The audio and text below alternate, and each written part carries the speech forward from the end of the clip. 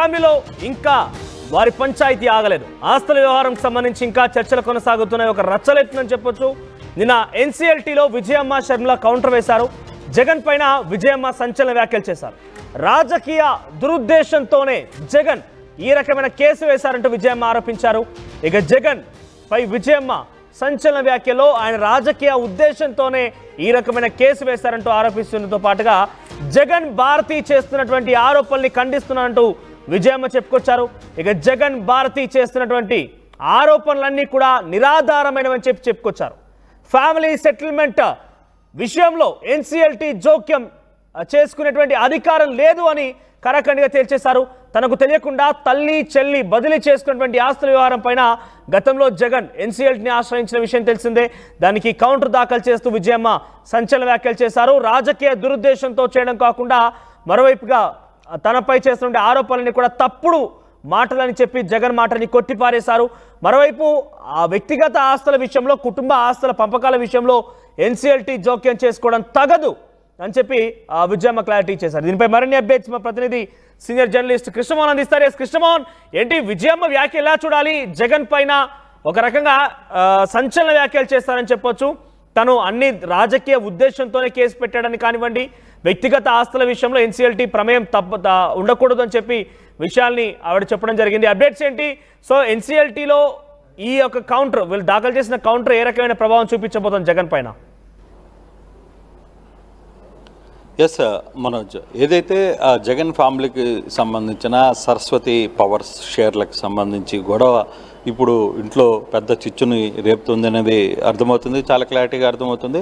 నిన్న మొన్న ఒక వారం రోజులు బ్యాక్ ఎవరైతే ఎన్సీఎల్టీలో జగన్మోహన్ రెడ్డి ఏదైతే తన చెల్లికి షర్మిలారెడ్డికి తన చెల్లికి ఇచ్చిన షేర్లు ఏవైతే ఉన్నాయో అవి నేను గిఫ్ట్గా ఇచ్చిన షేర్లు, అవి తిరిగి నాకు అది ఇప్పటికీ కేసు ఈడీలో ఉన్నందున తిరిగి ఆ రెండు తనకు హ్యాండ్ ఓవర్ చేయండి అని వాళ్ళిద్దరూ ఇచ్చిన నేపథ్యం. సో ఈ యాంగిల్లోనే వ్యవహారం అయితే జరుగుతోంది. దీని మీద విజయమ్మ కౌంటర్ ఇచ్చిన పరిస్థితి. నిన్న ఆమె ఎన్సీఎల్టీలో విజయమ్మ, షర్మిలారెడ్డి ఇద్దరు కూడా కౌంటర్లు ఇచ్చిన పరిస్థితి. దీంట్లో చాలా క్లియర్గా ఆమె అయితే చూస్తున్నాం.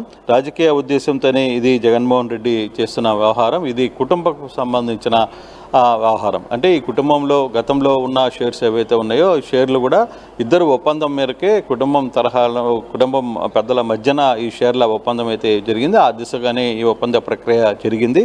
ఇప్పుడు తిరిగి అవి నాకే చెందుతాయి అని చెప్పి జగన్మోహన్ రెడ్డి, షర్మిల ఇద్దరు వేయడం వెనకాల కొంత రాజకీయ జోక్యం ఉంది అనేది. అయితే ఈ వ్యవహారంలో ఎన్సీఎల్టీకి కూడా అసలు ఎటువంటి సంబంధం లేదు అనేది ఆమె చెప్తూ ఉన్నారు. అంటే పిల్లల మధ్య, రాజకీయాల మధ్య జరుగుతున్న వ్యవహారంలో నేను ఈరోజు కోర్టుకి వెళ్లాల్సి వస్తున్న పరిస్థితి ఉంది. నిజంగానే చాలా బాధాతప్త హృదయంతో నేను ఈ పిటిషన్ వేస్తున్నానని చెప్పి విజయమ్మ వేసిన పరిస్థితి. అంటే పిల్లల మధ్య వివాదం కోర్టు గదిలోకి నేను రావాల్సిన పరిస్థితి ఉంది, కోర్టు గదిలో నేను నిలబడాల్సి ఉంది. నిజంగానే ఇది బాధతోనే కౌంటర్ చేస్తున్నానని చెప్పి మాట్లాడడం పరిస్థితి. గతంలో అప్పుడు సరస్వతి పవర్కి సంబంధించిన షేర్లు ఏవైతే ఉన్నాయో ఆ ఒప్పందం మధ్య జరిగిన ఇష్యూని తిరిగి ఇప్పుడు ఎన్సీఎల్టీలోకి వేసి తిరిగి తన పేరుని బదలాయించమని జగన్ కోరడం అనేది చాలా అవివేకం, ఇది చాలా తప్పు అని ఆయన మాట్లాడిన పరిస్థితి. ఇద్దరు బిడ్డలు నాకు సమానంగానే ఉన్నారని దాదాపుగా 30 పేజీల 30 పాయింట్లకు సంబంధించి తన లేఖలో ఎన్సీఎల్టీకి చాలా క్లియర్గా వీళ్ళు వ్యవహారాన్ని అయితే నడిపారు. నిన్న పిటిషన్ అయితే వేశారు. అయితే ఈ పిటిషను ఎంతవరకు ముందుకు వెళ్తుంది, దీనికి సంబంధించి పూర్తిగా ఏం జరగబోతుంది అనే అంశాలుగాను ఒకసారిగాను చూసుకుంటే ఈ ట్రిబ్యునల్ విచారణ మార్చి 6కి వాయిదా వేసిన పరిస్థితి అయితే ఉంది. ఈ పిటిషన్పై ఎన్సీఎల్టీ సోమవారం విచారణ జరిగింది. అయితే తరఫున న్యాయవాదులు వైసీపీ తరఫున నిరంజన్ రెడ్డి వర్చువల్గా వ్యవహారాన్ని అయితే అవుతారు. ఈ ఎన్సీఎల్టీకి సంబంధించిన వ్యవహారంలో దానికి కౌంటర్గా నిన్న షర్మిల అండ్ విజయమ్మ ఇద్దరు కూడా వేయడం, దీంట్లో ఎటువంటి ఉద్దేశాలు లేవు, ఇది పూర్తిగా కూడా తమ ఫ్యామిలీకి సంబంధించిన వ్యవహారం. ఈ ఫ్యామిలీకి సంబంధించిన వ్యవహారంలో అసలు ఎన్సీఎల్టీకి జోక్యం చేసుకునే అవసరం కూడా ఉండకపోవచ్చు అని నేను భావిస్తున్నాను. ఇది పూర్తిగా మా కుటుంబానికి సంబంధించిన వ్యవహారం. ఇది ఆల్రెడీ గతంలో షేర్ల వివాదం జరిగిపోయింది. ఇప్పుడు పూర్తిగా కూడా దీనికి సంబంధించి షేర్లు కావచ్చు, ఈ రెండింటిని తిరిగి జగన్ భారతిరెడ్డి మీద వాయించడం, అందులో జగన్ వేసిన పిటిషన్లో పూర్తిగా కూడా అవాస్తవాలు ఉన్నాయి.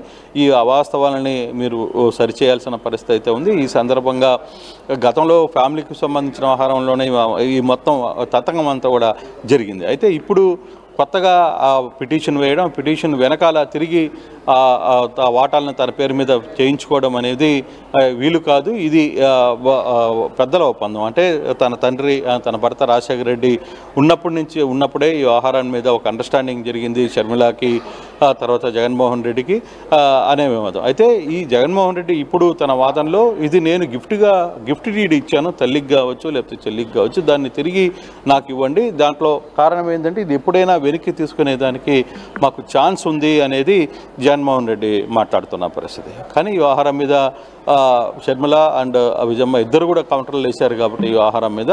సో విజయమ్మ వేసిన కౌంటర్ మీద ఎన్సీఎల్టీ ఏ విధంగా ముందుకు వెళ్తుంది అని చూడాలి. దీని సందర్భంగా మార్చి 6న దీనికి మళ్ళీ వాయిదా వేశారు. ఇది ఇప్పట్లో తేలే అంశమా లేకపోతే కొన్ని సంవత్సరాలు, అంటే మామూలుగా ఎన్సీఎల్టీలో కొన్ని సంవత్సరాలకు తరబడి కేసులు నడుస్తున్న అందులో ఏ వివాదమైనా సరే కొంత ఆలస్యంగా జరిగే పరిస్థితి ఉంటుంది కాబట్టి సరే ఇది ఎంత త్వరగా ముందుకు వెళ్తుందా, సాధ్యమైనంత వరకు ఎవరైతే విజయమ్మ కోరుకుంటున్నట్టుగా దీన్ని అసలు ఎన్సీఎల్టీ పరిధిలోకి తీసుకురావద్దు అనేది ఆమె వాదన కాబట్టి సో ఆ దిశగా ఎన్సీఎల్టీ ఏమన్నా ముందుకు వెళ్తుంది. అయితే దీనికి సంబంధించి ఇరుపక్షాల వాదనలు నిన్న జరిగిన నేపథ్యంలో మార్చి 6కి ఇది వాయిదా పడింది కాబట్టి 6వ తారీఖున ఏం జరగబోతుంది అని ఒక చర్చ అయితే జరుగుతుంది. అయితే ఒక్కసారిగా వ్యవహారంలో మాత్రం ఇంటి రచ్చ మొన్నటి వరకు పబ్లిక్గా జరిగింది. ఇప్పుడు కోర్టులకు కూడా గదిలో కూడా వెళ్ళింది అనేది చెప్పాలి. కోడలు కొడుకుని నమ్మొద్దు, రాజకీయ దురుద్దేశంతో ఈ రకంగా కేసు బనాయించారు అని చెప్పి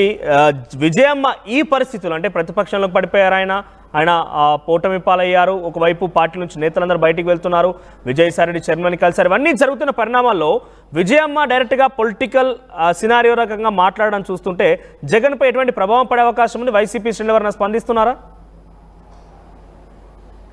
అంటే బేసిక్గా ఇక్కడ మనోజ్ ఒకటి, షర్మిల విజయమ్మ వేసిన కౌంటర్లో 30 పాయింట్స్లో కౌంటర్ అయితే వేశారు. దీంట్లో పొలిటికల్గా ఆమె వాదనను మనం పూర్తిగా కూడా చూడాలి. ఆ ఎన్సీఎల్టీలో పేపర్లో అసలు పూర్తిగా ఏమేమి మాట్లాడింది, ఆమె కౌంటర్ ఏ విధంగా వేసింది. కానీ ఒకటి మాత్రం వాస్తవం, ఈ కౌంటర్ వేసిన దాంట్లో ఆమె ఒకటి క్లియర్గా చెప్పిన పరిస్థితి, జగన్ అండ్ తన కోడలు, అంటే కొడుకు కోడలు చేస్తున్న ఆరోపణలు నిరాధారమైనవి.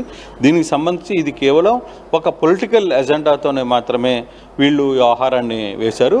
ఎన్సీఎల్టీ ముందు ఏదైతే జగన్మోహన్ రెడ్డి తన వాదన వినిపించే ప్రయత్నంలో పిటిషన్ వేశారో దాంట్లో ఉన్న వాస్తవాలని మీరు నమ్మద్దు అని చెప్పి మాత్రమే చెప్పారు. అంతేగాని ఇక్కడ రాజకీయ పరంగా బయట జరుగుతున్న రాజకీయ చర్చాంశం ఎక్కడ దాని మీద తెర మీదకి రాలేదు. కేవలం ఆ ఎన్సీఎల్టీలో ఆ పర్టికులర్ పరిధిలో జగన్ వేసిన పిటిషన్లో ఏమైతే కొన్ని వ్యాఖ్యలు చేశారో ఆయన వేసిన పిటిషన్ సందర్భంలోనే ఆయనకు సంబంధించిన ఆహారంలో మీరు నమ్మద్దని ఎన్సీఎల్టీకి కోరారు. అంతేగాని ఇక్కడ పొలిటికల్ ఇష్యూస్ కావచ్చు లేకపోతే పొలిటికల్ ఇంటి దగ్గరికి సంబంధించిన ఆహారాలు ఇది పూర్తిగా కూడా మా కుటుంబ సంబంధించిన సమస్యగా మాత్రమే మీరు చూడాలి. ఇది గతంలోనే ఇద్దరు బిడ్డలకి మధ్య ఒప్పందం జరిగింది. అది ఈ ఒప్పందం మేరకే జగన్మోహన్ రెడ్డి తన చెల్లికి ఈ వ్యవహారాన్ని అంతా కూడా ఇచ్చారు. గతంలో అప్పుడు పెద్దల సమక్షంలో ఈ వ్యవహారం కూడా జరిగింది కాబట్టి ఇప్పుడు తిరిగి దాన్ని వెనక్కి ఇవ్వాలి అంటే, దీన్ని వెనక్కి ఇవ్వాలంటే పార్టీ అప్పుడు షర్మిల కాంగ్రెస్లోకి వెళ్ళిపోయింది,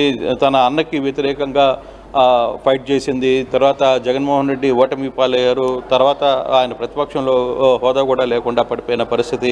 సో ఎన్ని అంశాలని అక్కడ చర్చకు వస్తున్నాయి. సో కాకపోతే ఆ మోటివ్తోనే తన వాదనని వినిపించే ప్రయత్నం ఇక్కడ షర్మిల కావచ్చు లేకపోతే తల్లి విజయమ్మ కావచ్చు చేసే ప్రయత్నం అయితే చేశారు. ఇది ఎంతవరకు ఎన్సీఎల్టీ పరిధిలోకి వస్తుంది? ఎన్సీఎల్టీ కేవలం ఆ కేసులో ఉన్న యాంగిల్ని చూస్తుందా లేదా పొలిటికల్ ఉన్న అంశాలని దీని మీద తెర మీదకి తీసుకుని వస్తే అంశాలను చూస్తుందా అనేది కూడా మనం చూడాలి. కానీ ఎప్పుడు కూడా ఎన్సీఎల్టీలో పొలిటికల్కి సంబంధించిన వ్యవహారాల మీదకి వాళ్ళు దృష్టికి వెళ్ళారు. అసలు ఆ కేసులో నిజంగానే షేర్ బదిలీలో ఎవరికి షేరు బదిలీ చేశారు, ఓకే బదిలీ చేసిన దాంట్లో ఏ విధంగా బదిలీ చేశారు, ఓకే గిఫ్ట్గా బదిలీ చేశారు. బదిలీ చేసిన తర్వాత ఆ బదిలీని గిఫ్ట్గా బదిలీ చేశారు కాబట్టి అది తిరిగి వెనక్కి తీసుకునే దానికి జగన్మోహన్ రెడ్డికి రైట్ ఉందా లేదా?